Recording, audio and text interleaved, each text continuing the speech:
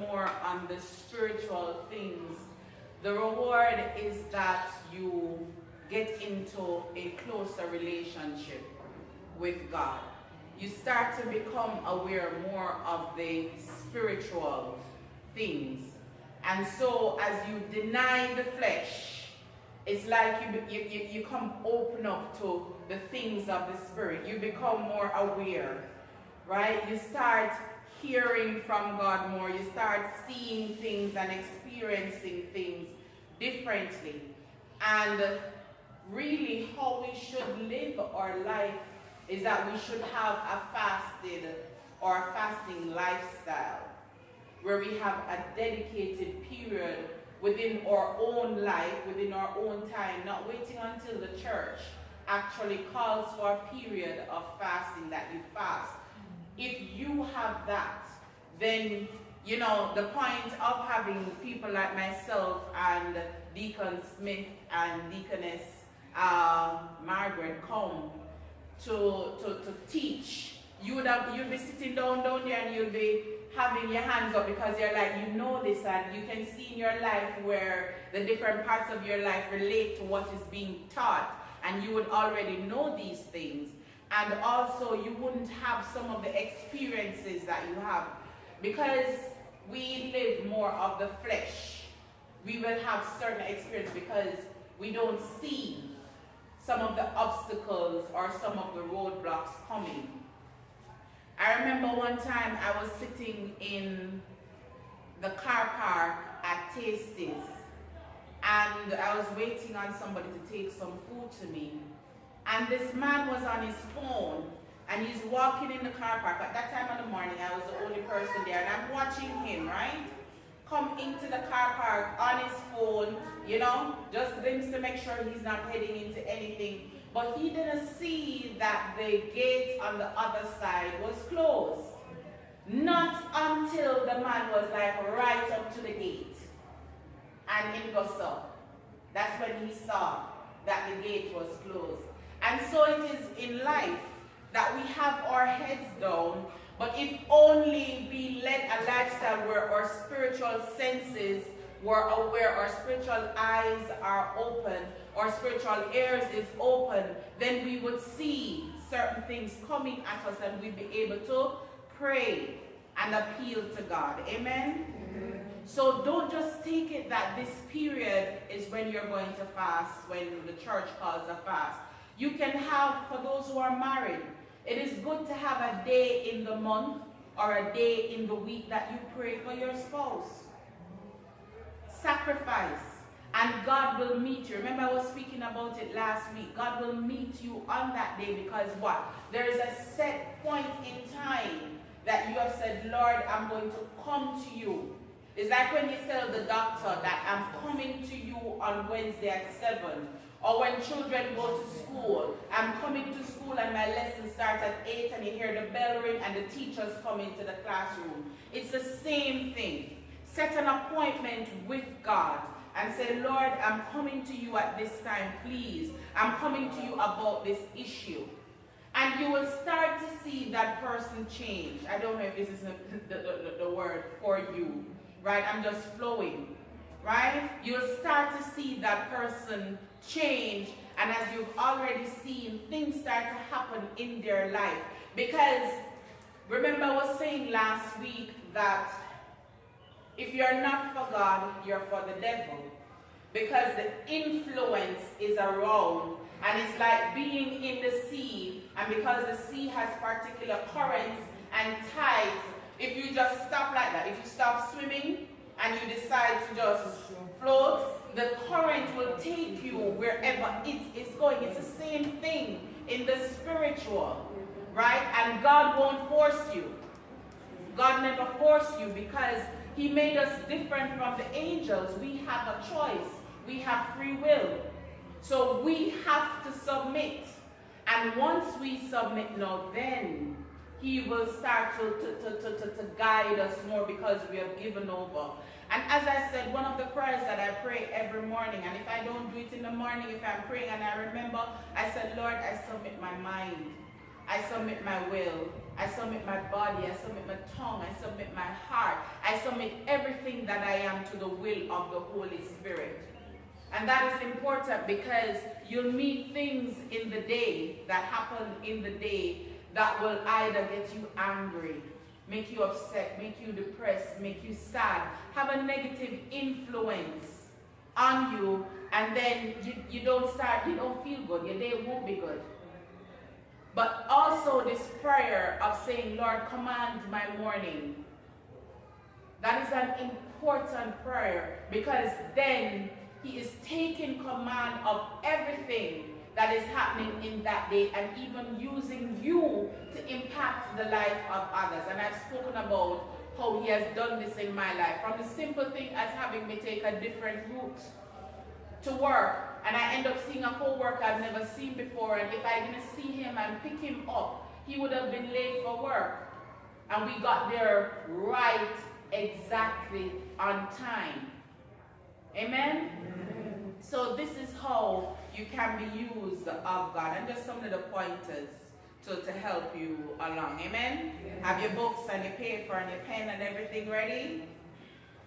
Into my heart, into my heart, come into my heart, Lord Jesus,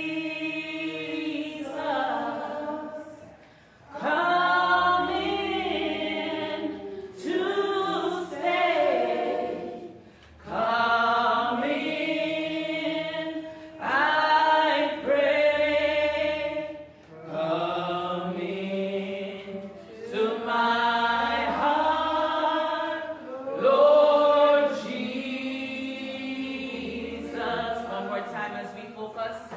Into my heart, into my heart, come in to my heart, Lord Jesus, come in to stay, come in, I pray, come in to my heart, Lord Jesus. Bless the Lord, everybody. Praise the Lord. Praise the Lord, everybody. Praise the Lord. Isn't it a marvelous day? That just refreshes and sort of focuses my mind on what it is and my spirit on what it is that we're doing today. Now, for the last couple of days, we have been dealing with spiritual warfare. Amen? And we have covered some areas. Very quickly, we covered what? The battlefield and or the battleground, right? And where did we say those areas were? Or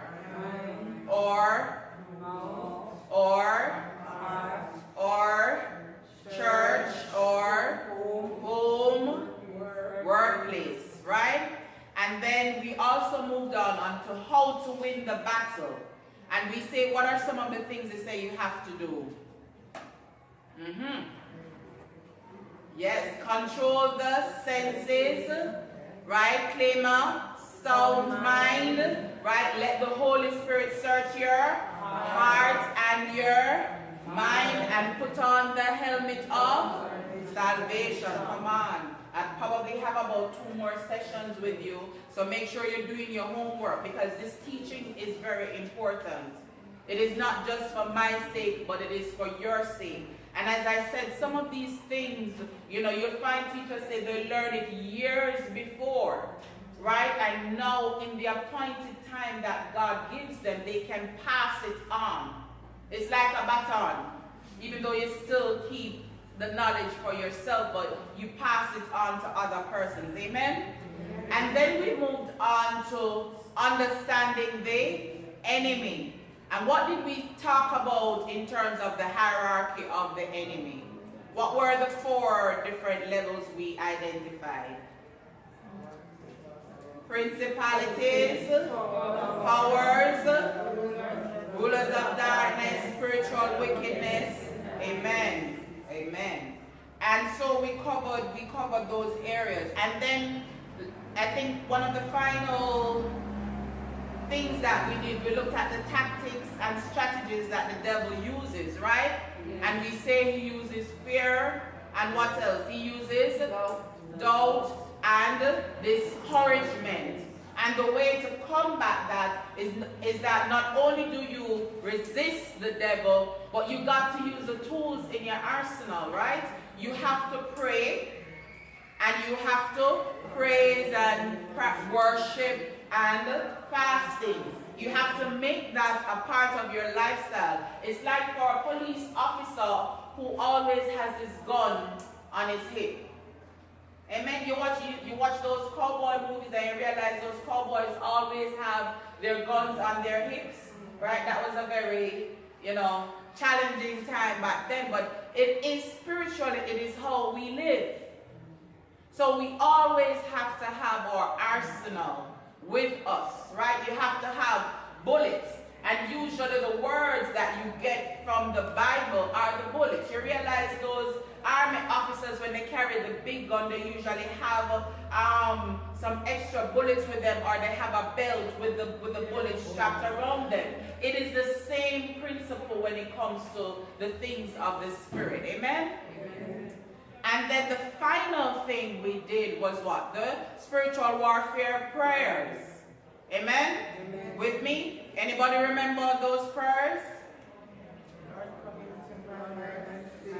Lord, come into my mind and stay there. Lord, come into my spirit and my heart and stay there and occupy everywhere, right? That is supposed to help you get centered and to resist sin and to resist things like depression and being dejected. Amen? And then the other type of prayers were, I reverse every curse, right? Or I cancel every assignment. Amen? Or after you get to a place where you're fed up at this thing you just start to, I command every power that is against me to do what? To die in Jesus' name. Amen? So those were the things that we had looked at last week. Now we have a number of areas to cover. We're going to now move into the training. And once you begin training rather when you accept Jesus Christ as Lord. Right? Because then, especially if you have a particular ministry, he starts to groom you. Do you know that the Lord cannot entrust his secrets with you or entrust you being in a particular position of power if it is that in your personality you will abuse it? Did you know that? Yes. With prophets, he will entrust them with secrets, give them power over principalities, over demons. He will give them secrets because when you come they can discern you, right? And sometimes unbeknownst to themselves they can discern you. But can you imagine if a prophet has that power and their character is not right, how dangerous that can be? Yeah. Can you imagine if a prophet comes into the pulpit and he says, you love God dance every Saturday, and you're there with X, and you're there with Y, you repent. How would you feel? It is easy. One of the things you learn is that it's easy to just go and whisper to the person. The person will feel it. The person will still change because they're shocked and embarrassed that, sometimes that God is aware, yes, but he is telling somebody else to correct me. But if you abuse that power, you hurt the person. Amen. And then they will turn their backs on the church, on the people who are there to help. So you have to know how to wield that power. Imagine if he is putting you in an administrative position now, where you handle the church's money, you handle the church's resources, but you abuse it. That is, you're taking away from the people who are supposed to get it. You have to be careful. You have to be careful. So you'll realize throughout your life that he trains you. He will make people cuss you off, embarrass you, hurt you, turn their backs on you just to see what it is that you do. And you will notice that maybe in your life, before you used to cuss them back. Yes. As them say a word, you just tell them a piece of your mind. So true. And by the time you're done, you only have half a mind left. Yes. And you tell them what's in your heart, and by the time you're done, your heart ain't worth anything. But then you realize that either next month or next year, because I'll tell you, trials are cycles. They're on a cycle. He will bring back the same lesson. You're in school. Sure. Yes. And until you pass that test, you will go through the same lesson. Yes. So he will bring back somebody to cuss you, and then one day you just realize that you just sit down and take it. Yes, Lord. Hallelujah. And maybe it's difficult in your heart to forgive them, and he's watching you to see what you're doing. And you might hold them up. But the next time it happened to you, you sit, you take it, but you say, yes. Jesus, I forgive this person. They know not what they're doing. No, Lord, I'm having a difficulty forgiving them. Please, I forgive them. I release them to you. And then now you start to see where, boy, master me cuss you off, but you say, him go through something that you say, my God, that's you really fighting on my behalf. And I can attest to this. So he schools you, he grooms you, so that when you come into ministry and people turn their back on you, and people cuss you off, and people call you all manner of names, and somebody offer you 50 grand, and whomever offers to drop you wherever, and people start to tell you sweet words, or they love you or whatever, you don't succumb to it. Amen. Amen. Amen. He grooms you. Amen. For the position that he has for you, so that when it is time for you to be appointed, you can stand, you are trustworthy, you have a character and a personality which is in God. You will yield to the Holy Spirit. This is very important. You will yield to the leading of the Holy Spirit and what he is telling you, because you might be an evangelist that maybe is forgive me, that maybe is destined to have a bus ministry, to have a ministry where you're supposed to walk on the road and talk to people and encourage and to preach, or you're supposed to be moving through your lanes and to preach. But every morning at 6 o'clock or 5 o'clock, when the Lord comes and knock at your door or shake your bed and say, wake up, you just turn on the other side. Or every time when he says, get up out of your bed, I want for you to read Psalms every morning. And you don't know that he is preparing you for either when you go on the bus and he says, okay, speak to them about Psalms 23. And yea, though I go through the valley, and you don't know that the person sitting beside you is thinking about suicide and taking their life. But if a month ago you had gotten up out of your bed and read those scriptures, you would have been prepared. Amen. And I'm talking about myself too. Amen. Reality. Amen. These are the things that happen. I have been in my bed and I can feel this vibration, and I'm like, huh? You understand me? And it happens every now and again, and either times I'll turn on the other side, but if I feel that shaking now, I know I'm like, okay, Lord, if it's not you, then get it out. But if it is you, direct my mind and my thoughts to what it is. Talk to me about what you want me to talk to me about. Amen? Amen. So that is how he prepares you. So I'm going to share some information with you about the prerequisite for leadership, underestimating the enemy, about your power and authority, revealing the called, and preparing the called. You're with me this morning? You're with me this morning? Amen. Amen. You're still alive, you're still feeling the energy? Amen. Amen. Now the prerequisite for leadership. God divinely calls those whom he has chosen for leadership. Out of his many disciples, Jesus chose only 12 to be apostles. And this you can find in what? Luke 6:13. And it says, at daybreak, he called together all of his disciples and chose 12 of them to be apostles. Here are their names. Simon, whom he called Peter. Andrew, who was Peter's brother. James, John, Philip, Bartholomew, Matthew, Thomas, James, another Simon, Judas, which was son of James, and Judas Iscariot, the one who betrayed Christ. Amen? Amen. With me? So if you didn't know the names of the 12 before, those are the names. And then at the beginning of the book of Romans, Paul said that he was also called to be an apostle. This is what? This is Romans 1:1. Now this divine call is an absolute prerequisite for leadership. The fivefold ministry is not something that you just volunteer for. Amen? Amen. If you take up yourself going where you are not called, then things will happen to you. Amen. Amen.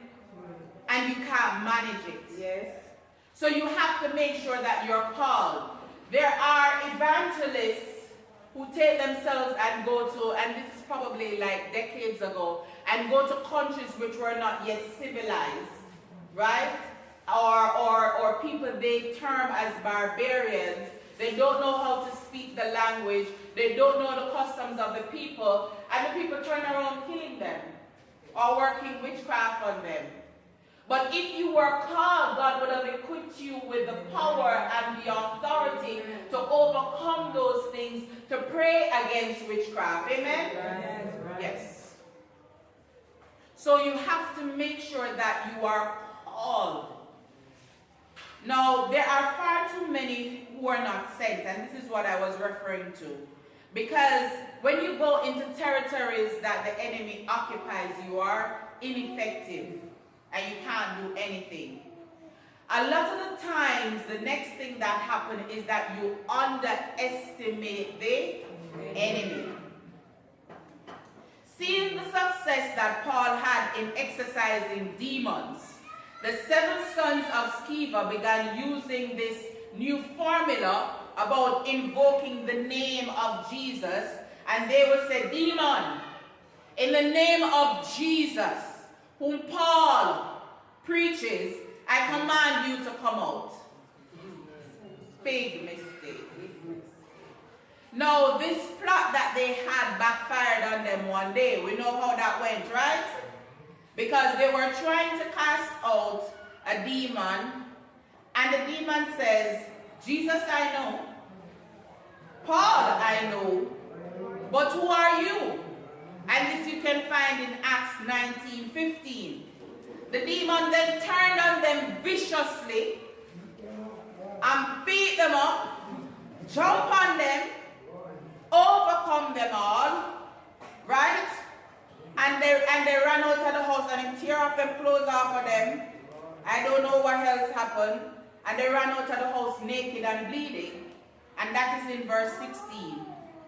And there were 7 sons of Sceva, and there were no match for the demon. Now, if you don't believe that, I'm going to give you a story. S-C-E-V-A. Whatever you want to pronounce it. I'm going to give you a story. I was saved at 12, as I've said before, but I didn't believe that I was saved. I didn't believe that I was filled. And one summer, our church went to a camp, church camp, and this was at Denby. I don't know if it was that day. I realized that every time after, the years, because I was saved at 12, So I've been to a number of camps throughout the years.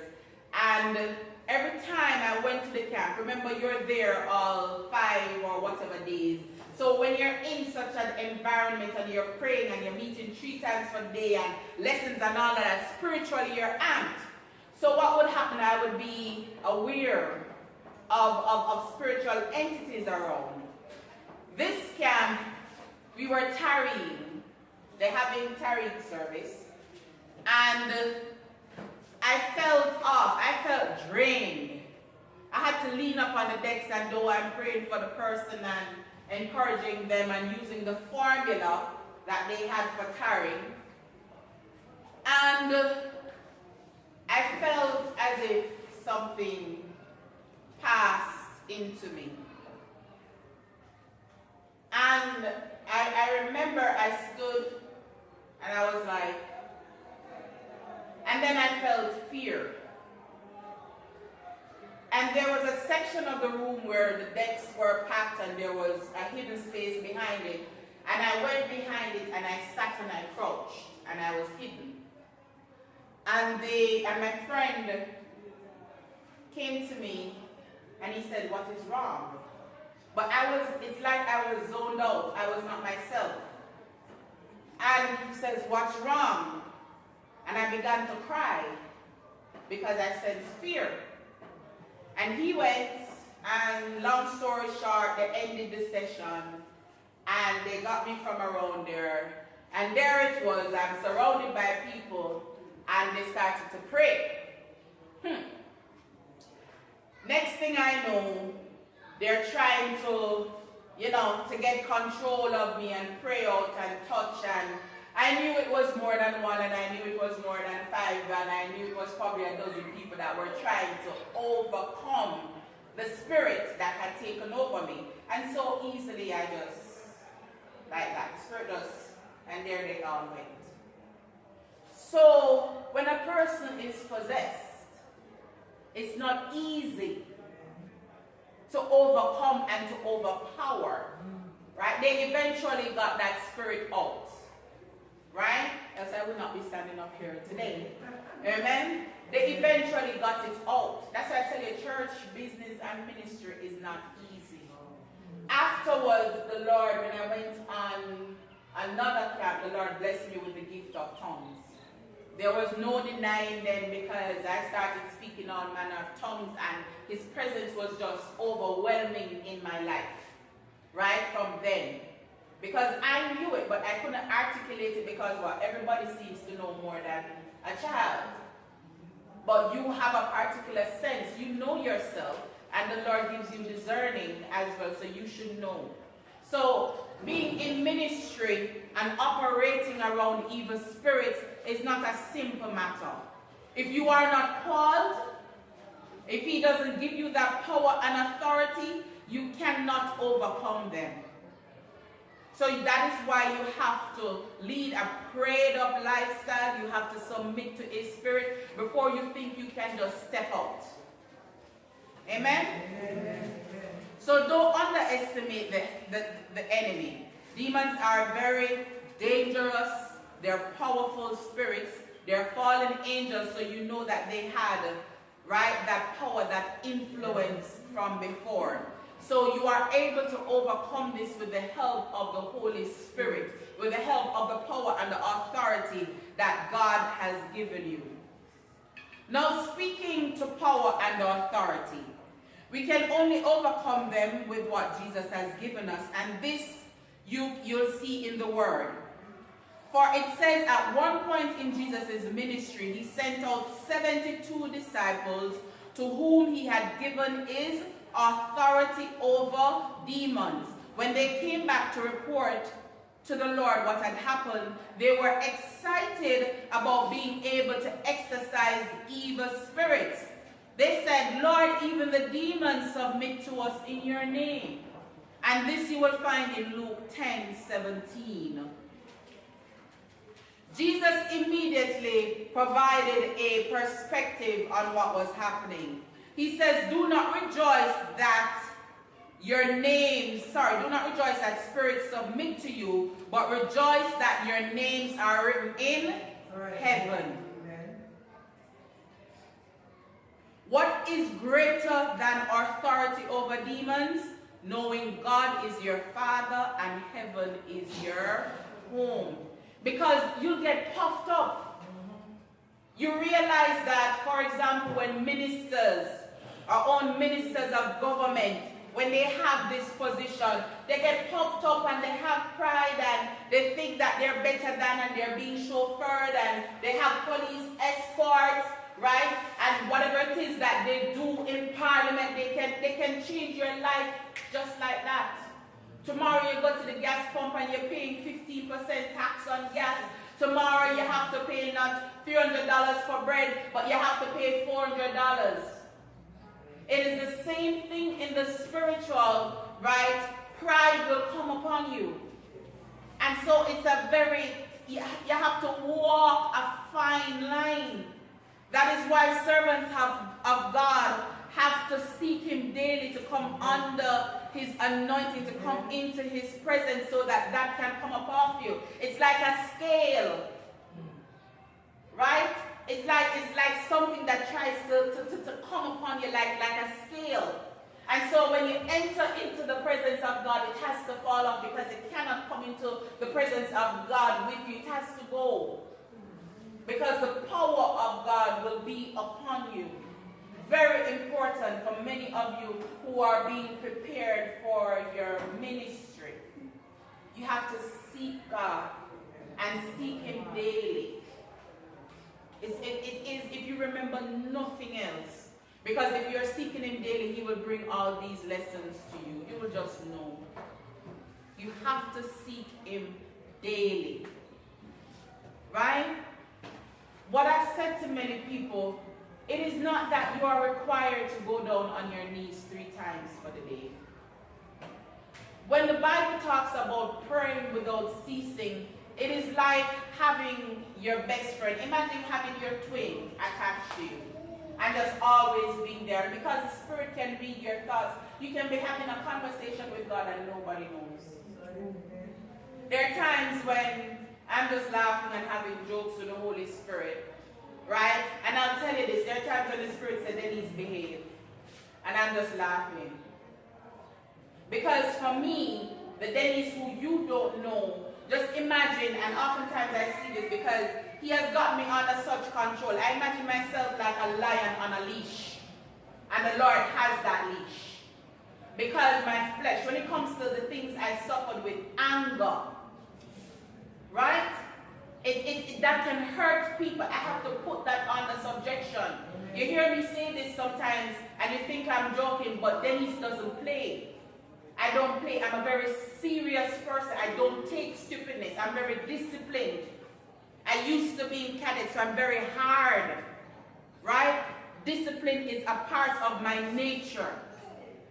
And so, because I am unrelenting in that way, if I'm dealing with you, I can hurt you. Because of the gifts that God has given me. So what he has done over time, he rubbed me down. He rubbed me down. Right? My personality and character has to take a back stage. And the personality of God, the fruits of the Spirit, has to come over. Years. I've been saved 25 years. Amen? So love. When I speak about these things, I'm telling you about things that I've lived. Operating in love. Joy. Peace. Temperance, which is self-control. Meekness. Do you know what it is to have the type of personality that is very strong and firm, and have somebody stand up in front of you and tell you things and tell you about your parts and not be able to react?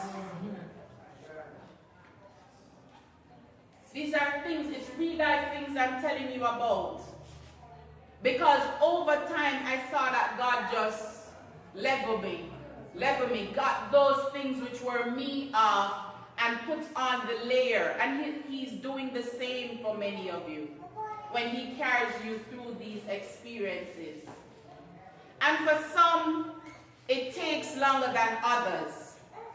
For some, he'll put them in ministry And while they're going through their ministry, they suffer embarrassments, which help them to rub those things off. Juanita Bynum talk about this a lot.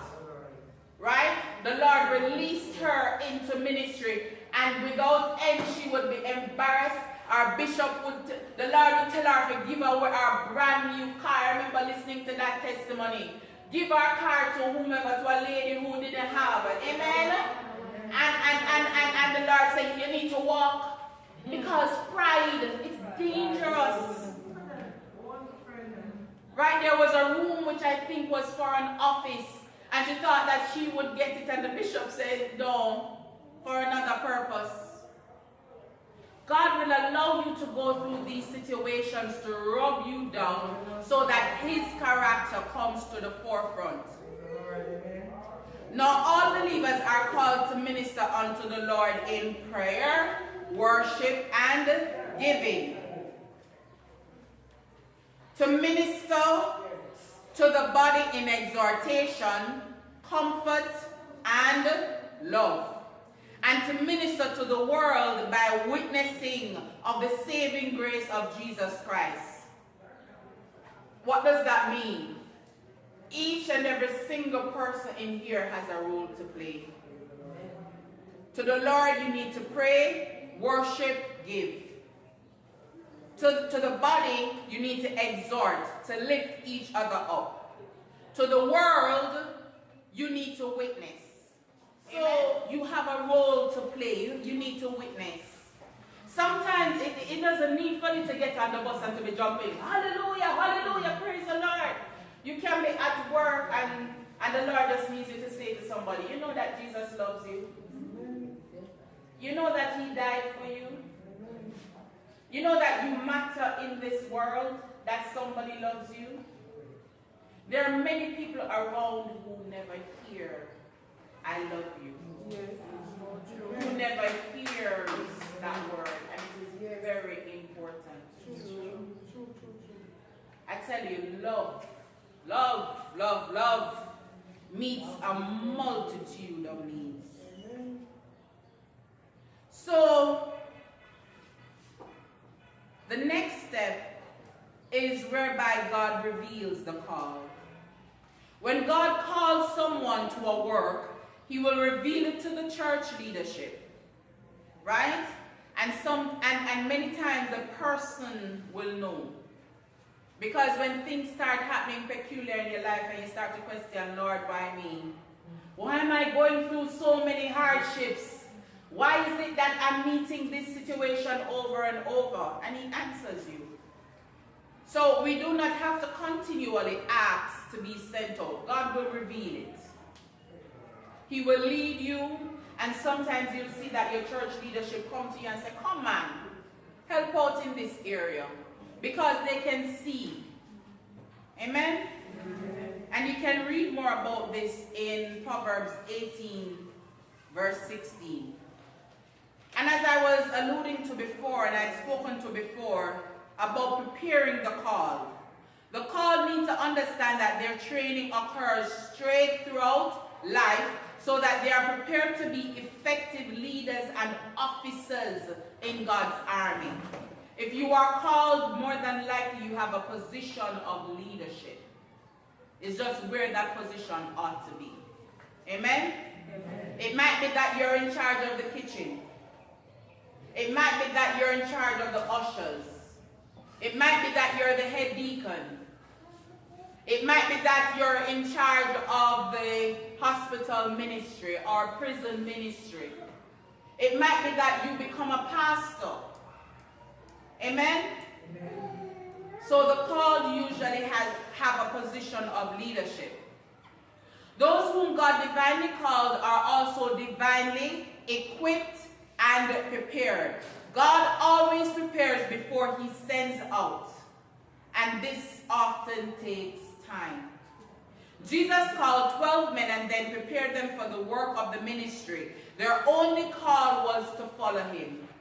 You realize that his disciples followed him for a period of time? Can you imagine? Oh, then he's come, follow me.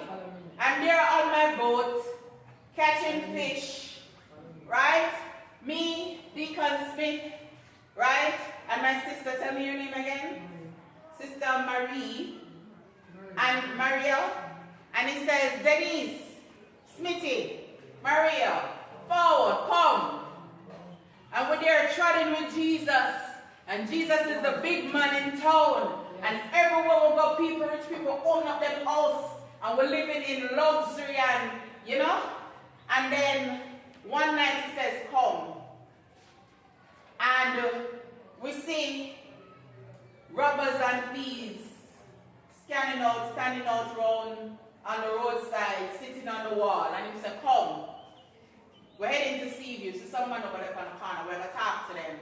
And he goes and we talk. And one of them invites us to his house. And when we go, we start skin up the nose.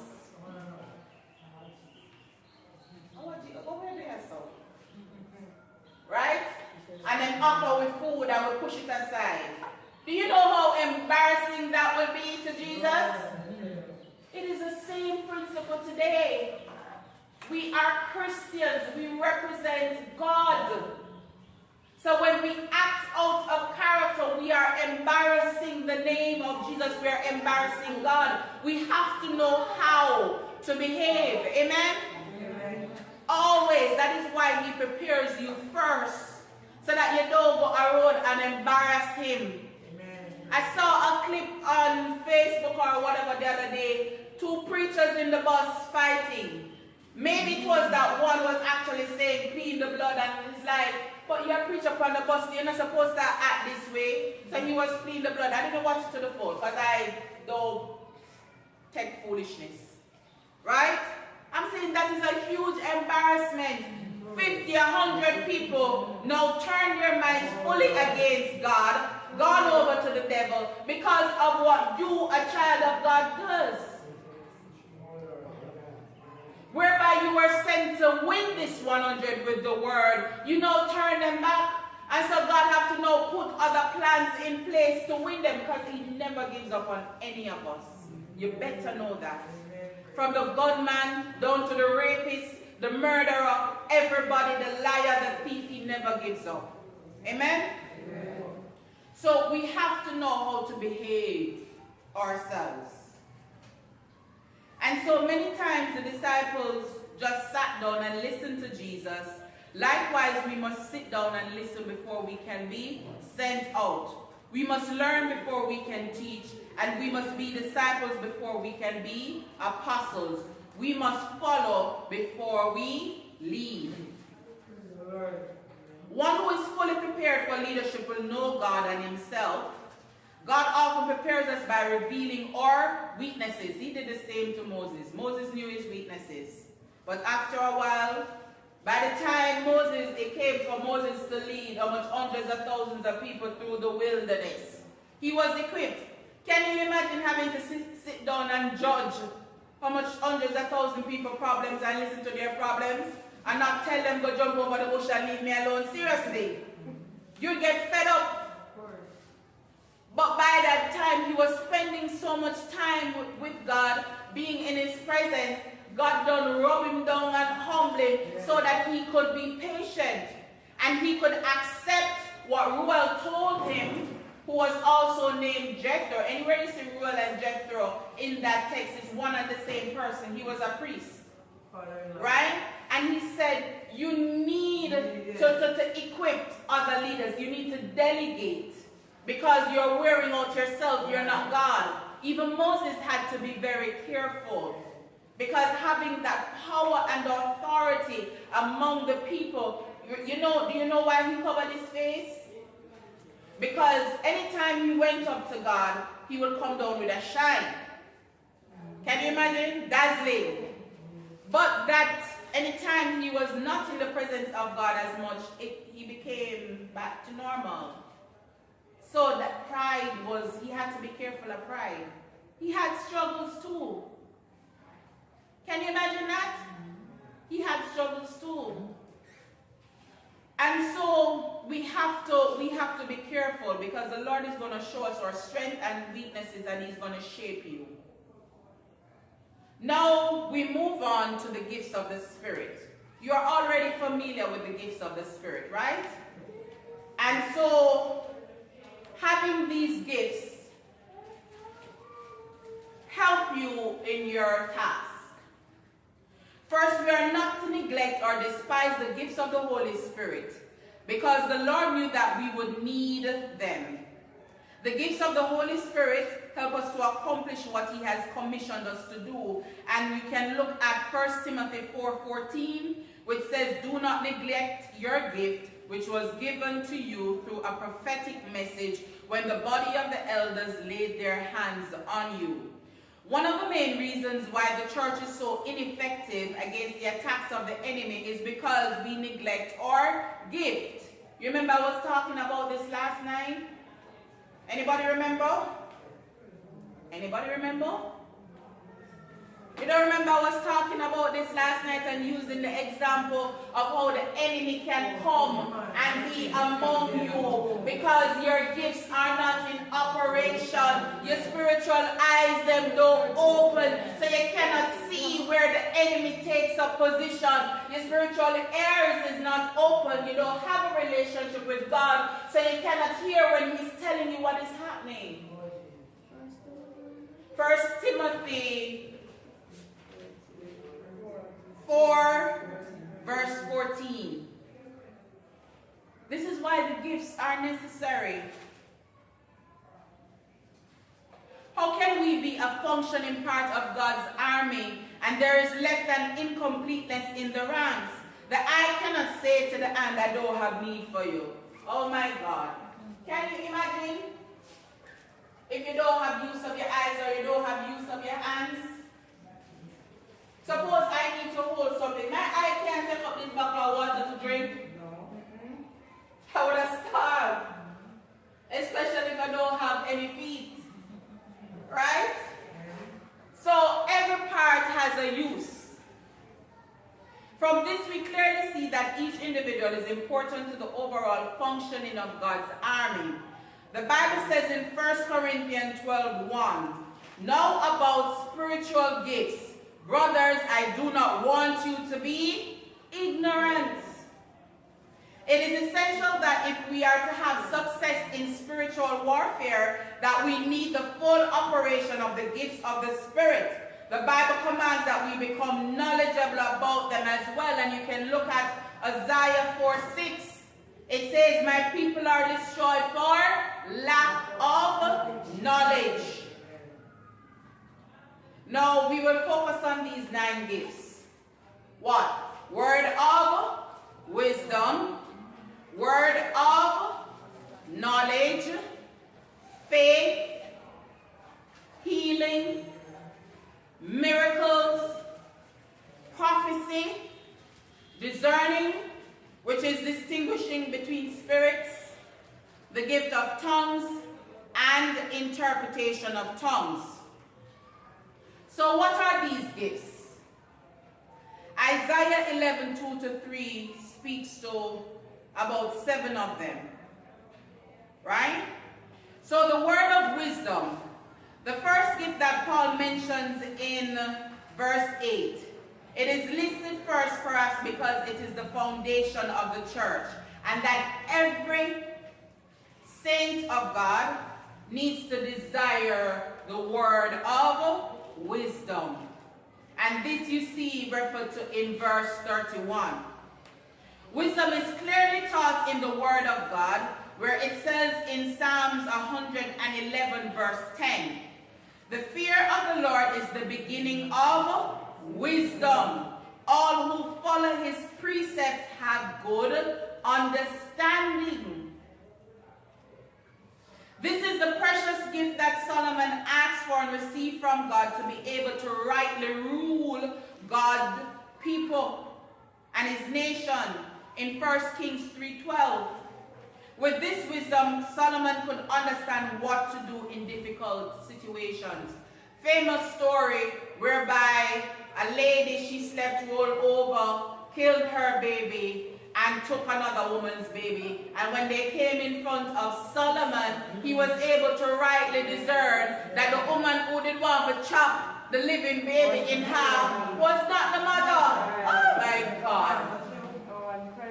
Can you imagine? Oh my God. The mother said, no, take it. At least he will be alive. Oh my goodness. So, wisdom is also associated with the fear of God.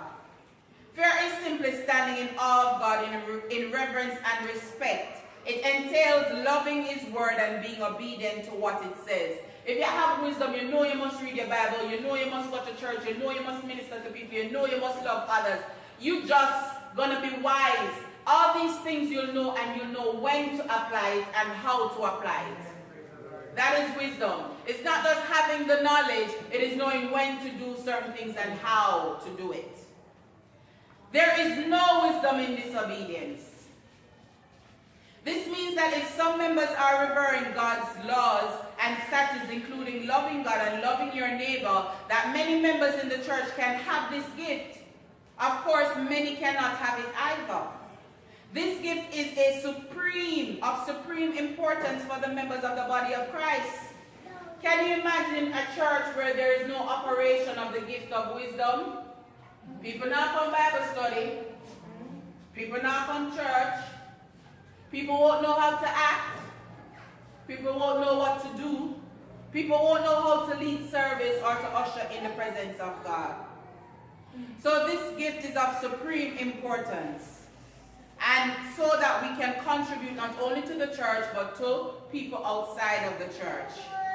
And this love is another way of showing unbelievers and attracting them to Christ. And this you can read more of in John 13, verse 35. Now, knowledge. You can read about this in verse 8. Some people have such a gift of remembering scriptures. They have knowledge of God and His ways. They seem to be able to quickly distinguish what is biblical and what is not. Some translations say it is the word of knowledge, while others say that it is the utterance of knowledge.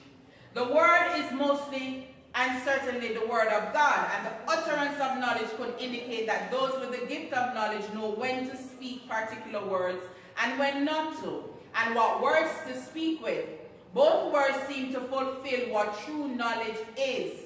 These are the gifts that you're going to see most in teachers, deacons, elders, and pastors. And then there is faith. Did you know that there is such a gift as faith? Right? This it talks about in verse 9.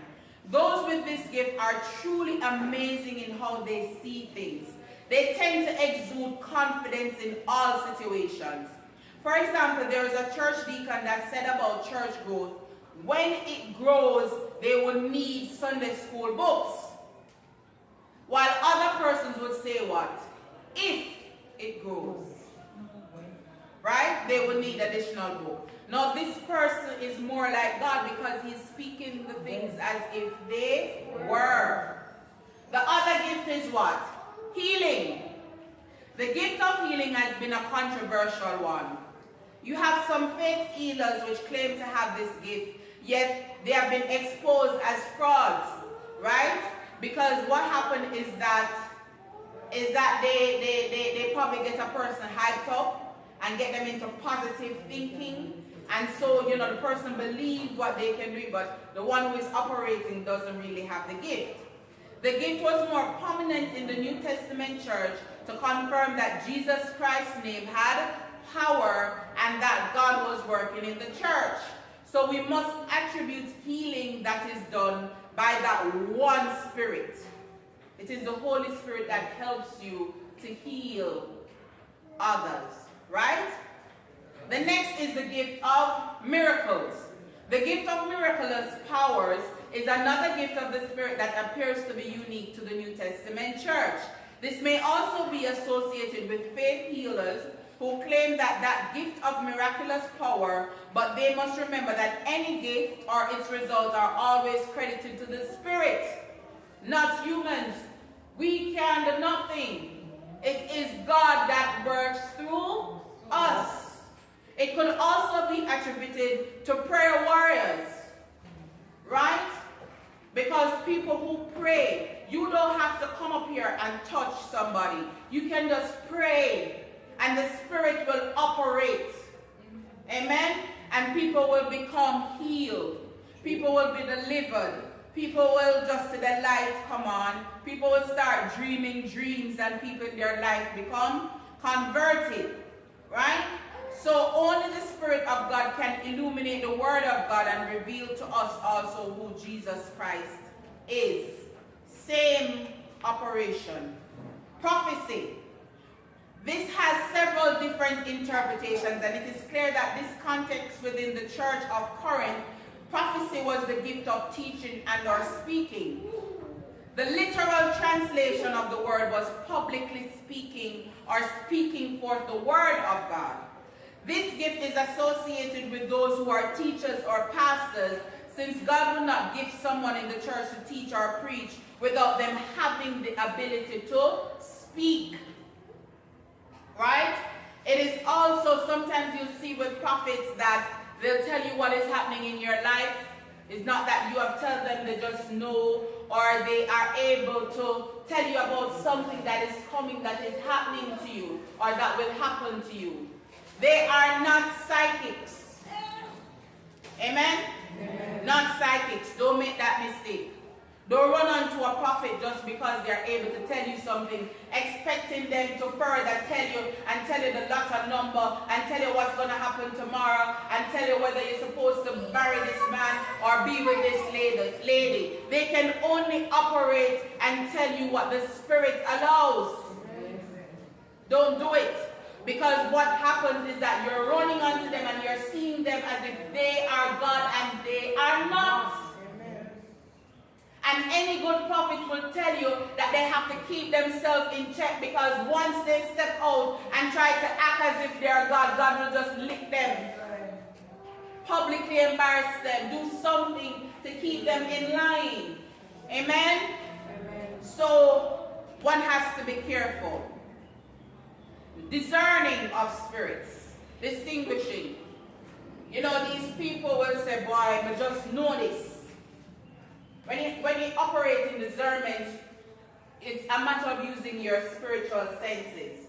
You can sense if there is, sometimes you're in the room and you just sense that you're not alone in the room, right? Sometimes you are, it's like you said, I just know that something going to happen tomorrow. I just feel it. I just feel say, don't go work tomorrow. I just feel say, I'm not supposed to go work tomorrow. Amen?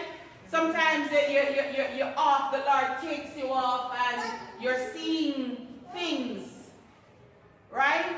You're seeing like people operating in a way that they should not, and you know that no, something is wrong here. You're distinguishing the spirits, right? So it is being able to discern scriptures and their application of the word to believers, right? And it is having the gift of discerning spirits. It is also being able to tell whether someone is earnest or sincere. Peter displayed this in Acts chapter 5 when he was dealing with Ananias and Sapphira. That was the spirit of discernment in operation, and you can read more of that in Acts 5, 1 to 10. Now, tongues. The next gift is the ability to speak in different tongues, and usually this is controversial in many churches. Right? But when the original outpouring of the Holy Spirit came into Pentecost, there were many who were speaking in tongues, and Paul wrote about this extensively, right? In Corinthians 12 through 14. And he was reproving them for misusing this gift. It's very difficult out of this passage to get any kind of mandate about speaking in tongues, right? But sometimes he will give you the gift so that, for example, somebody comes from France and in your congregation and you don't know. And the minister is speaking and all of a sudden you start speaking French. Sometimes you don't know, but because there is that person there, they are able to understand it and they're like, oh my God, you are basically interpreting what it is that the preacher was saying up there. And so they become what? Convicted. Amen? Amen. And of course, the next gift is the interpretation of tongues, right? It means that you're right there and somebody's in tongues and you're hearing it in your language. It's not that you're hearing it in English, because people who speak other languages have this gift as well. So they hear it in their language. I remember this also happened to me the very first time I was on a church camp as well. And the minister, somebody was just in tongues. And somebody, it's not the person who was there, but the person who was in the row beside me. And the Spirit just says, get pen and paper. And I wrote what I could remember, and I gave it over. And it was actually a warning to the church. So the Spirit was speaking to the person didn't understand, but it was God giving the church a warning. Amen? Amen. So those are the gifts that we need to keep in mind. And I want to encourage you to continue to focus on God. And another thing which is a gift too is love. I don't know if you have ever met upon somebody who was just loving, straight across the board. Never a bad thing. They just pour out love into you and just make you feel the best. They would give everything to you. That too is a gift, right? And this is referred to, yes, because it helps in every other way, right? You can read about this more in 1 Corinthians 13, right? So, again, it reiterates that you need to be careful with these gifts.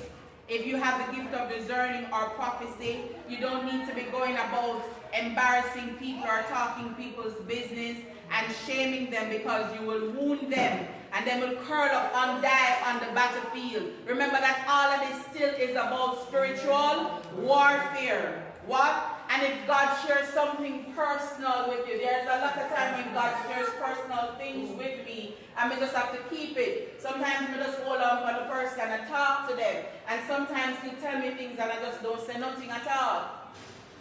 Amen? Because there are things that He will say that we have to leave alone, because a judgment is to come, because the people them are ears. So He says, don't say anything. It's just for you to know and to understand what is happening in the environment. But there is a judgment coming. You have to understand that. With the Word of God will go forth. And if the people don't repent, then a judgment comes. You might not get a Sodom and Gomorrah judgment, but you're getting some kind of discipline. So, even though you have to be careful of using the gifts of the Spirit on people, you operate mercilessly when it comes to demons. You understand? Don't hold back. Expose them when it comes to demonic entities. Without fear, without easing. Pushing, taking, commanding, and breaking down. And remember, the word says that the violent take it by force. The violent does what? Take it by force. God bless you. Can you now stand? It's coming close to 1. I pray that you will go back and you will visit the scriptures, you will visit the word, and you will meditate upon it. Understand that the word is like food from heaven, like manna from heaven. Envision yourself sitting and feasting at the table of God and sitting with Him. And envision Him being there. And say, Lord, just beg you a little bit more of this. Beg you a little bit more of this. I like how this tastes. I don't understand it much, but just give me a little bit more. And most importantly, the Bible says covet the best gifts. It never says covet the best gift. Gifts. You can operate in all of them, multiple, more than one. Amen? Amen. Means you will be more effective in the kingdom of God. So that when you are sent out to be an evangelist, even though you can teach and speak and operate in love, you'll have discerning. So that you can minister exactly what needs to be ministered to the person. You have the word of knowledge. and the word of wisdom. If you're in an administrative position, you want wisdom, you want knowledge, you want to know what to do, you want love, you want to be able to communicate, you want discerning, so that when the people you're working to, you can see the spirits in operation and know how. Amen? Amen. So keep these things in mind, and in having these gifts, it will guide you in how to pray as well. Okay? So God bless you.